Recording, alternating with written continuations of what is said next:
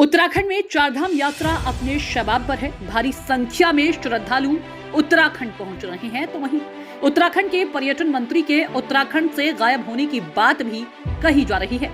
बात सिर्फ पर्यटन मंत्री की नहीं है, बल्कि प्रदेश के स्वास्थ्य मंत्री धन सिंह रावत भी कर्नाटक चुनाव में व्यस्त हैं। ऐसे में यात्रा में हो रही अव्यवस्था को लेकर विपक्ष ने भी अब सरकार पर सवाल खड़े कर दिए हैं, जबकि राज्य सरकार के मंत्री कहते हैं कि यह यात्रा सभी की सामूहिक जिम्मेदारी है। ऐसे में सवाल ये उठता है कि आखिर कहां है उत्तराखंड के पर्यटन और धर्मस्व मंत्री? हर साल क्यों यात्रा सीजन में ही उत्तराखंड से बाहर चले जाते हैं? सतपाल महाराज, या फिर ऐसा मान लिया जाए कि चारधाम यात्रा से पर्यटन मंत्री सतपाल महाराज का कोई लेना देना ही नहीं है। ऊपर से सोने पर सुहागा ये कि यात्रा की शुरुआत होने के साथ इस बार स्वास्थ्य मंत्री भी उत्तराखंड से बाहर है। बता दें कि ये मंत्री किसी धाम की कपाट खुलने पर नहीं पहुंचे। यात्रा रोटेशन समिति द्वारा बसों को रवाना किए जाने के समय भी नहीं पहुंचे। गौरतलब है कि उत्तराखंड में चारधाम यात्रा को शुरू हुए हफ्ते भर से ज्यादा का वक्त हो चुका है। यात्रा की शुरुआत के साथ ही श्रद्धालुओं की कुछ शिकायतें भी अव्यवस्थाओं को लेकर सुनने को मिल रही है। लेकिन हैरानी की बात तो ये है कि उत्तराखंड के पर्यटन और धर्मस्व मंत्री सतपाल महाराज कहीं दिखाई नहीं दे रहे हैं, जिससे सवाल उठ रहे हैं। बात सिर्फ सतपाल महाराज की ही नहीं है, बल्कि इस बार तो स्वास्थ्य मंत्री भी प्रदेश से नदारद हैं।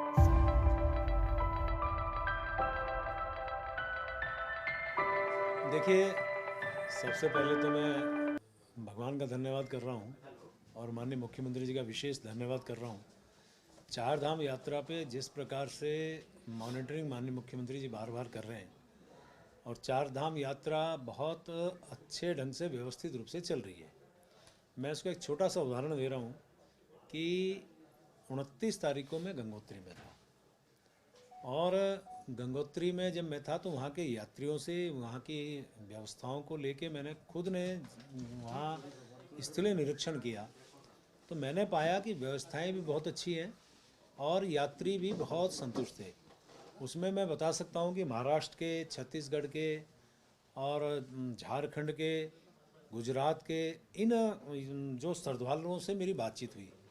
कुल मिला के यदि आपका जहाँ तक कहना माननीय पर्यटन मंत्री जी के बारे में है या जो भी विषय आपने रखा स्वास्थ्य मंत्री जी के बारे में, तो हालांकि ये बात सच है कि ये चारधाम यात्रा हमारे सिर पे है। सब लोग उस पर गंभीरता से अपने मॉनिटरिंग वो भी कर रहे होंगे और मेरा ऐसा मानना है कि चूँकि हम कलेक्टिव हम सबकी जिम्मेवारी है।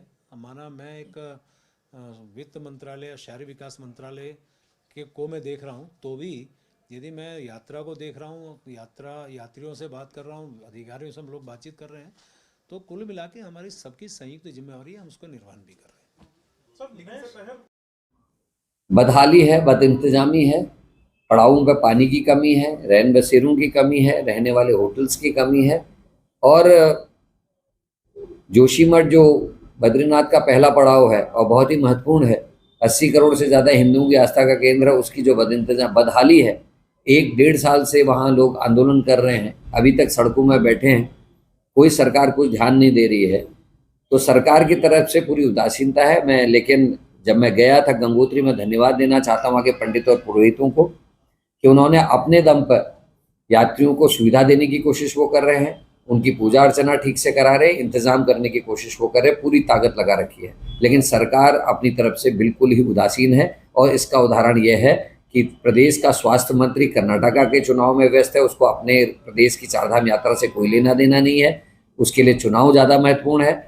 और यहाँ का पर्यटन मंत्री भी गायब है, जो पिछले वर्ष भी गायब थे, जिनको यहाँ होना चाहिए था, यात्रियों की सुविधा देखनी चाहिए थे। यात्री परेशान हैं और कई यात्री बिना दर्शनों के वापस लौट रहे हैं।